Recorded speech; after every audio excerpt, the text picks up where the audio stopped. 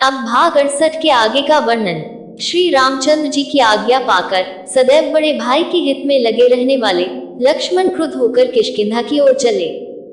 मार्ग के वृक्षों को बलपूर्वक गिराते हुए, पर्वत शिखरों को उठाकर फेंकते हुए, नगर की ऊंची ऊंची अट्टालिकाओं से सुशोभित बाजारों और चौराहों को पार कर वे सुग्रीव के राजप्रासाद में जा पहुंचे। लक्ष्मण को अत्यंत क्रोधित देखकर सुग्रीव के सुभट भयभीत होकर इधर उधर भागने लगे। लक्ष्मण सीधे सुग्रीव के रनिवास में पहुंचे। वहां से मृदंग की ताल के साथ कोकिलकंठी कामिनियों के गायनों के स्वर निकल रहा था।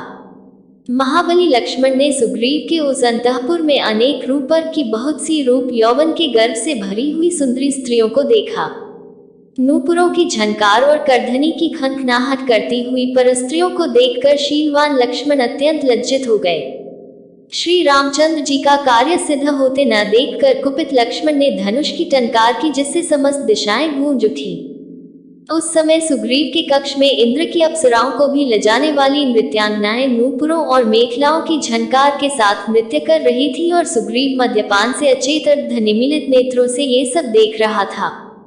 धनुष की टंकार की ध्वनि को सुनते ही नृत्य करने वाली रमणिया भयभीत होकर एक ओर खड़ी हो गई।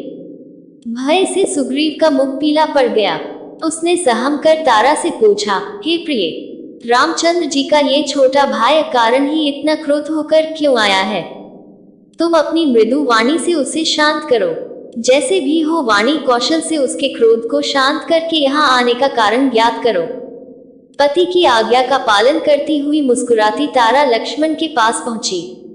अपने सम्मुख सुंदर युवती को पाकर ब्रह्मचारी लक्ष्मण ने अपने क्रोध को नियंत्रित किया और अपनी दृष्टि झुका ली। लक्ष्मण को दृष्टि झुकाए देख तारा का भय कुछ कम हुआ। तारा मृदु वाणी में बोली, हे रघुकुल श्रेष्ठ, आपके इस क्रोध का क्या कारण है? क्या हमसे कोई अपराध हुआ है? यदि आपके दास सुग्रीव से कोई अपराध हुआ भी है तो भी आप जैसे उदार एवं क्षमाशील महापुरुष को उसे क्षमा प्रदान करनी चाहिए। वे आपके सेवक हैं, कृतघ्न नहीं हैं, और न ही वे कपटी एवं मिथ्यावादी हैं। आपके उपकार को वे सदा स्मरण करते रहते हैं और आप दोनों भाइयों का ही गुणगान करते रहते हैं। श्री रामचंद्र की कृपा से ही उन्होंने अपने राज्य को, रोमा को और मुझे प्राप्त किया है। भारी दुख के बाद सुख मिलने के कारण उनसे कुछ भूल हो गई है और वे आपके दर्शन न कर सके। आप तो जानते ही हैं कि विश्वामित्र जैसे महामुनि भी घृताची नामक अप्सरा पर मुग्ध होकर 10 वर्ष तक उसके साथ रमण करते रहे थे। फिर सुग्रीव तो एक साधारण व्यक्ति है। हे राघव, मैं हाथ जोड़कर प्रार्थना करती हूँ कि आप उन्हें क्षमा कर दें। मैं आपको विश्वास दिलाती हूँ कि वे श्री रामचंद्र जी के कार्य के लिए राज्य का सुख, मुझे, रुमा को और अंगद को भी छोड़ देंगे और जब तक जनक दुलारी सीता जी को श्री रामचंद्र जी से नहीं मिला देंगे तब तक शांति से नहीं बैठेंगे। वानरों के सरदारों को बुलाने के लिए दूत भेजे जा चुके हैं। आज ही वे सब लोग आने वाले हैं। उन सब को लेकर वे आज ही सीतापति के पास जाएंगे। आप क्रोध त्याग कर मेरी बात पर विश्वास करें। मैं कभी मिथ्या भाषण नहीं करती। तारा के वाक्यों से शांत होकर लक्ष्मण सुग्रीव के पास पहुंचे।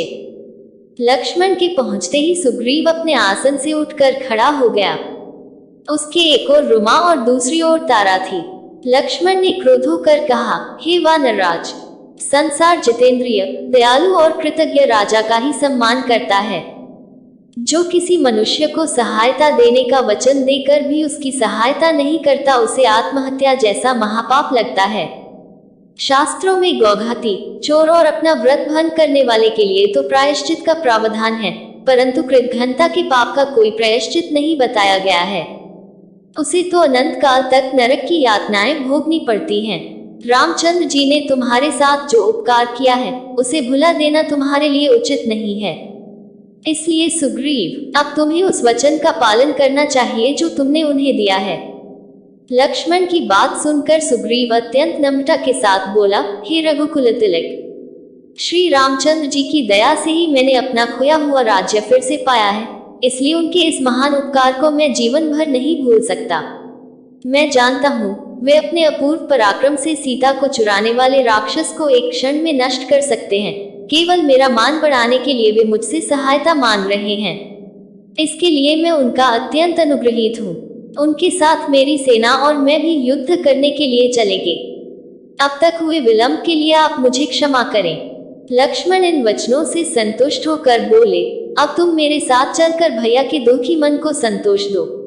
वे सीता जी के वियोग में बहुत दुखी हो रहे हैं। इसके आगे का वर्णन अगले भाग में। रामायण के सभी भाग सुनने के लिए हमारे चैनल को सब्सक्राइब करें।